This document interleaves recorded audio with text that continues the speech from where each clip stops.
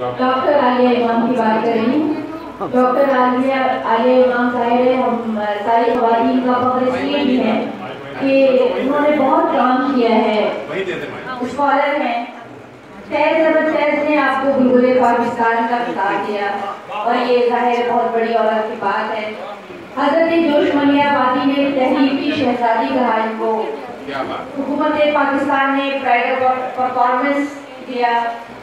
18 किताबों की मुसन्निफ़ा है माशाअल्लाह। रूस, चीन, स्विट्ज़रलैंड, इस्फहान में पढ़ाया है माशाअल्लाह। मैं अब उससे दरख्वास्त गुजार हूँ कि वो तशरीफ लाए और आज हाजिया की रंग को जो फरमाया आपने कि ये जोश फाउंडेशन की सरबराही है। आवाज आ रही है? जी नहीं आ रही। इतनी अच्छी खूबसूरत महफिल के बाद कुछ कहना मुश्किल। अजीज दोस्तों और साथियों, सलमा खान साहबा ने और सहनवी साहबा ने इस खुलूस और मोहब्बत के साथ आज की इस तकरीब में मुझे शिरकत की दावत दी है और मुझे इजाज़त बख्शा है। मेरे पास अल्फाज नहीं, तो किसी गुरमान, किसी भी अंदाज, किसी भी मेहनत से शुक्रिया अदा कर सकूं, शायद इसलिए कि मोहब्बत की ज़बान को कसर होती है। अजीज साथियों, आज इस महफिल में जहाँ मेरे सामने इल्म व दानिश के नए और पुराने चिराग चल रहे हैं, ऐसी शख्सियतें मौजूद हैं, ऐसी शायरात मौजूद हैं जिससे हर वक्त में गर्मी है, हुस्न है, रंगाई है, तारत है। वहाँ किसी भी उर्मान, किसी भी अंदाज से मेरा लफ्ज़ करना फूलों पर इत्र मरने के निकला दे। सिर्फ इतना ही अर्ज़ करना चाहूँगी कि जहल, तारीकी, नफरत, तशद्दुद और ज़रकशी के इस बड़बड़ाते हुए सहरा में जहाँ मोहब्बत मुफलिस के जनाजे की तरह रात की तारीकी में निकलने पर मजबूर है, जहाँ चारों तरफ तशद्दुद का बाजार गर्म है, जहाँ खुसरवी आइन पर आग बरसा रहा है, आला इक़्तिदार हयात, गुरूर इक़्तिदार आला इक़्तिदार में हयात को पामाल कर रहा है। दारुल किताब की जगह दारुल कबाब फरोग पा रहा है। ऐसे माहौल में एक तरफ चमकती हुई गाड़ियां हैं, तले उबलते हुए ऐवान हैं, और तीन तरफ ना तराशीदा आरज़ुएं हैं, ना तमीदा हसरतें हैं, झुलसे हुए होंठ हैं, ना रसीदा उमंगे हैं, शकिस्ता कमर है, टूटे हुए ऐसे हालात में इस दश्त में सैर संभल कर कदम रख, इस दश्त में सैर संभल के कदम रख, हर सिंध में या दफ्न मेरी तशरा लगी। ऐसे हसरत ना, ऐसे वहशत ना, ऐसे कर्जनाक हालात में इतनी शायरी के नाम पर, मुशायरे के नाम पर इतनी खूबसूरत महफिल का इनेकाद करना, जहल के रेज़ार में इल्म व दानिश की जोत जगाना, दहकते हुए अंगारों में कदम रखकर मोहब्बत और सच्चाई के फूल खिलाना।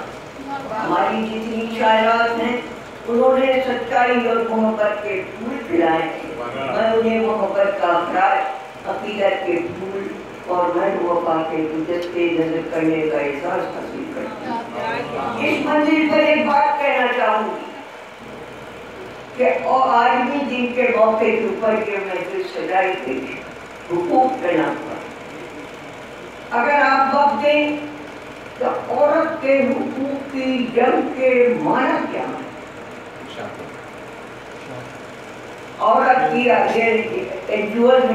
نہیں، عورت کی آزادی سماج کی آزادی سے جڑی ہوئی ہے. تاریخ کے اور آپ کو پلٹیے. پریمیٹیو ایج میں، پریمیٹیو کمیونسٹ ایج میں عورت عوام تھی، ساری طاقت اس کے پاس تھی کہ میں ہندی کو پڑھ رہی ہوں، ساری طاقت اس کے پاس تھی، سارے احکامات عورت کی ذات سے صادر ہو رہے تھے. تاریخ میں جو دیویوں کا تصور ہے وہ کہاں سے آیا؟ درگا دیوی، لکشمی دیوی، سرسوتی دیوی، عورت دیوی کا مقام حاصل کر چکی تھی. صرف اتنا ہی نہیں بلکہ عورت کے قدموں کے نیچے جنت ہے. یہ تصور اسی دور کا ہے. بچہ عورت کی ذات سے پہچانا جائے گا، عورت کے نام سے پہچانا جائے گا. آپ نے پڑھا ہے یہ اسی دور کا تصور ہے. یہ کانسیپٹ اسی دور میں دیا گیا.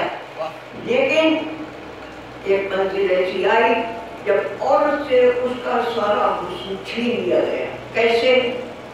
وہ اس طریقے سے کہ عورت جسمانی طور پر کمزور تھی. مرد اپنی جسمانی طاقت کے بل پر کھیتی اور کھلیان میں جب چلا گیا تو اس نے دولت جمع کی، اور جب دولت جمع کی تو وہ بھاگوان ہو گیا. یہ بھاگوان کا جو تصور ہے یہ وہی سے آیا. میں بھاگوان ہوں، میں آپ کو بھاگ دے رہا ہوں، آپ مجھ سے بھاگ لیجیے، میں دوں گا. قسمت کا تصور اسی دور سے آیا. میں قسمت بنانے والا ہوں. اب ایک طبقہ آ گیا جس کے پاس دولت تھی، جس کے پاس شہرت تھی. اس طبقے نے پوری طریقے سے آپ کو، عورت کو، اب غلامی کا دور ہے. اب یہ غلام ہے، یہ کنیز ہے. قرآن مجید میں ہر صدر پر غلام کو آزاد کرو، کنیز کو آزاد کرو. کہاں سے آیا؟ وہیں سے آیا. یہ غلامی کا دور. رسول کریم کروڑوں انسانی موضوعوں کا ذکر ہے. وہ انسان کے ذہن کی نو ہے، وہ فکر کی جگمگاہٹ ہے، وہ عید کی کردار کی پاکیزگی کا دوسرا نام ہے. وہ کیا دینا چاہتے تھے؟ وہ ایک ایسا نظام حیات قائم کرنا چاہتے تھے جہاں چند لوگ مالے خزانہ بن کر نہ بیٹھے. یہ اسلام ہے جہاں چند لوگ مالے خزانہ بن کر نہ بیٹھے، بلکہ زندگی کے جتنے پوشیدہ خزینے ہیں وہ تمام انسانوں کی ملکیت قرار پائے. یہ تو تصور. اور دوسری طرف ایک دوسرا تصور کہ عورت کو محروم رکھا جا رہا ہے، عورت کو قبر میں اتارا جا رہا ہے. اس لیے رسول کریم انقلاب عظیم پیدا کر رہے تھے غلامی کے دور. اور وہ کیا؟ ایک لمحے کے لیے ایک چھوٹا سا واقعہ اپنی بچیوں کے لیے خصوصیت کے ساتھ اس کا اشارہ کروں. حسین کھیلتے ہوئے آئے، نانا نے کھیلا لے کر دہن چون لیا. سچویشن کو کس طرح سے پیش کرتا. یہ کرتے اور بھی سر و نور پر نگاہ، موزے پہن کے گود میں شفیق کو لیا کرتا. قریب گھر سے تو دل بندے مصطفیٰ فضا نے وہاں کے بوزر و سلما کو دی نگاہ. پیشے نبی حسین کو گودی میں لاتی ہے. ہٹ جاؤ سب، فاطمہ مسجد میں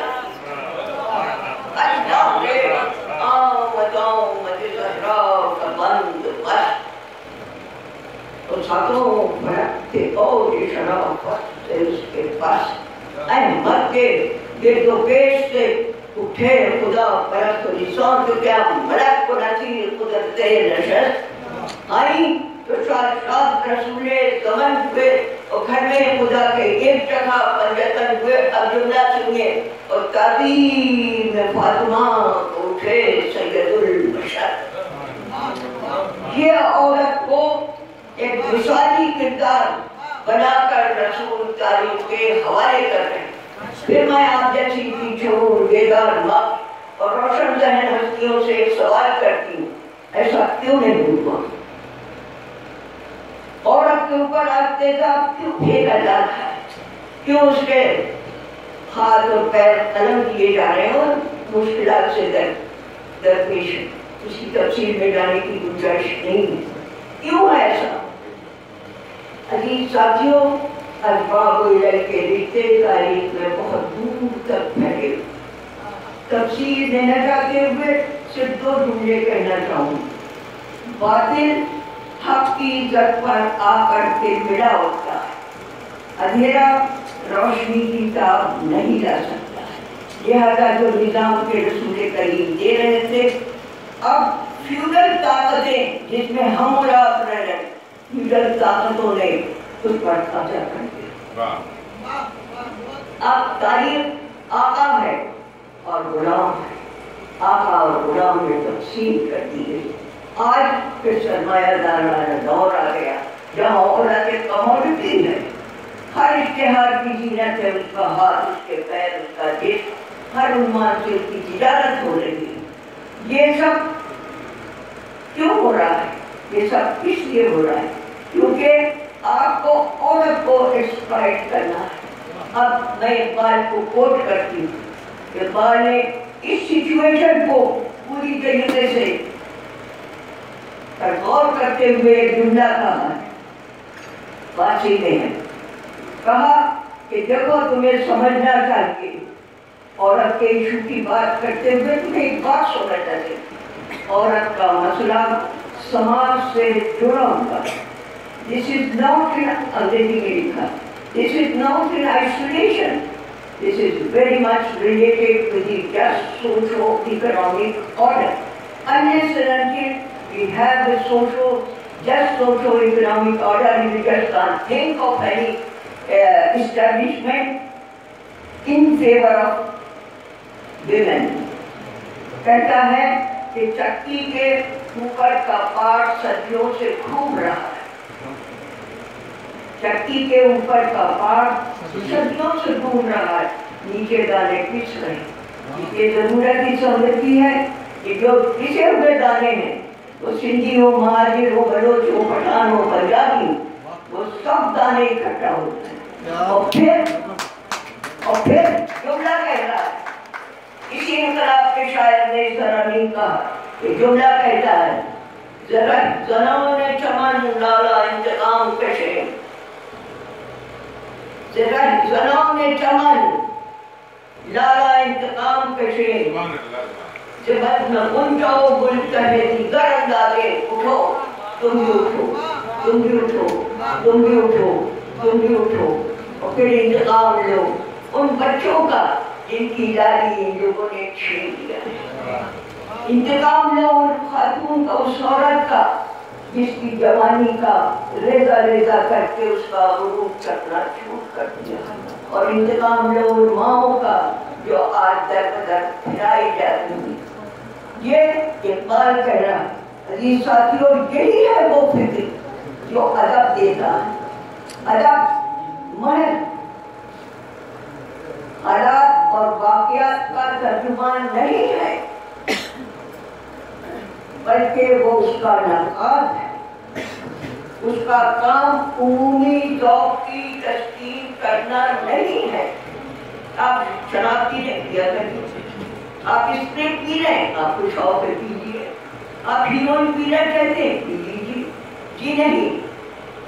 عمومی ادب کا کام عمومی ذوق کی تسکین نہیں ہے، بلکہ اس کی تربیت کرنا، اسے اندھیرے اور اجالے کی قوتوں کو صرف دکھانا نہیں ہے، بلکہ اس کی درستگی اور نادرستگی کا تجزیہ کرنا ہے، کہ یہ بتانا ہے کہ یہ جو اندھیرا ہے وہ اجالے میں تبدیل کیسے کیا جا سکتا ہے۔ یہ ادب کا کام۔ اس لحاظ سے ہر ادیب، ہر شاعر اپنے عہد کا مفسر ہوتا، اپنے عہد کا مجتہد ہوتا، اپنے عہد کا امام ہوتا۔ اس کا کام، امام کا کام کیا ہے؟ इमाम रास्ता दिखाता, जो कहता है, जो बताता है कि मूविंग इज नॉट इम्पोर्टेंट, चलना काफी नहीं है, moving is not important, but in which direction you are moving, that is the most important thing. किस सिर्फ में हम जाना चाहते हैं, क्योंकि हुक्मरान का हर दौर में पानी को गद्दा कर देता है, दोस्त और दुश्मन की तमीज को छीन देता है। किसने तीर बरसाया, कहाँ से तीर आया, कहाँ से तीर बरसा, मैं अपने हाथ पर कब तक लहू कर, कहाँ से लहू तलाश करूं, हर शख्स सोच रहा है। अभी शायरात ने इसी फिक्र को आगे बढ़ाया, मैं किसके हाथ पर अपना लहू तलाश करूं, कोशिश की जाती है। इसलिए जरूरत इस बात की है कि आपकी नजर साफ, और नजर की सफाई के माना क्या है, clarity of thought and clarity of action, they go together. अगर नजर साफ नहीं है आपका अमल गुजरात होगा, अगर नजर साफ नहीं है आपका अदब गुजरात होगा। इसलिए नजर की सफाई, और मीर अनीस ने नजर की सफाई का तज़किया इस तरीके से किया है। बार के आप लोगों में से मालूम है नियाग्रा फॉल कितने लोगों ने देखा, एकदम बार के बहता हुआ धारा जैसे, और के दरिया का ककारा जैसे, और रोशनी वो के गिरे टूट के तारा जैसे, और चमक ऐसी के हसीनों का इशारा है।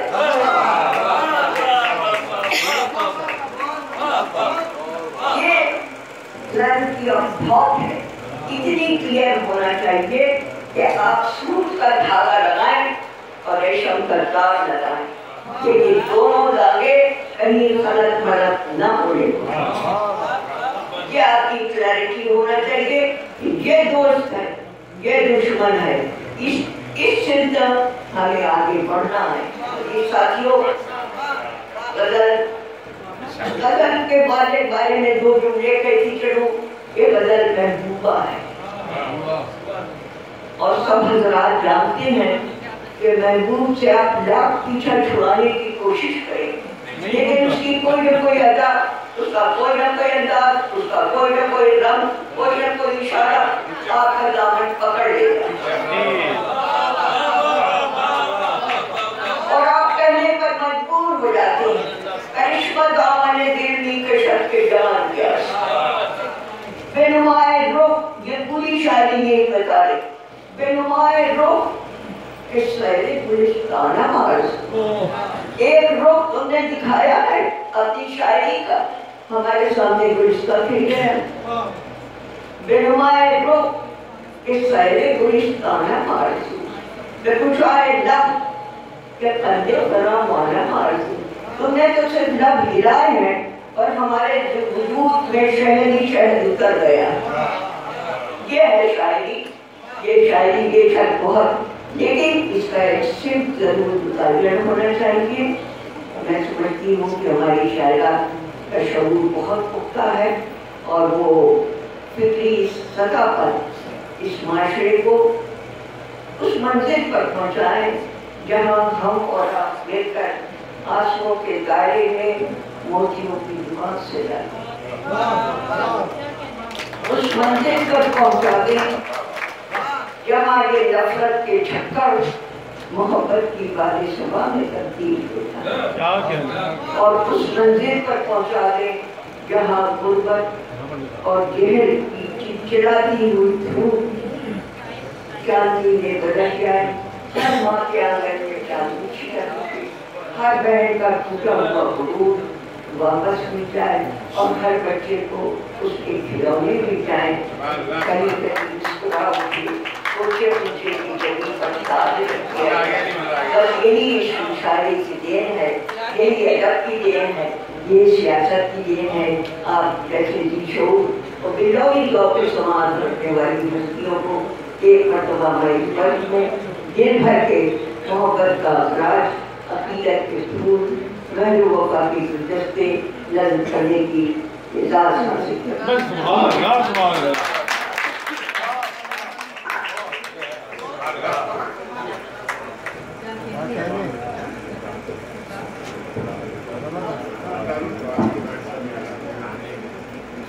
अभी डॉक्टर आलिया इमाम साहबा गुफ्तगू फरमा रही थी और चाह रहा था कि गुफ्तगू सुनते चले जाएं, सुनते चले। लेकिन वही बात है कि वक्त की कमी, चाहे सास जो है वो हमें भी रिपीट हो रहे हैं।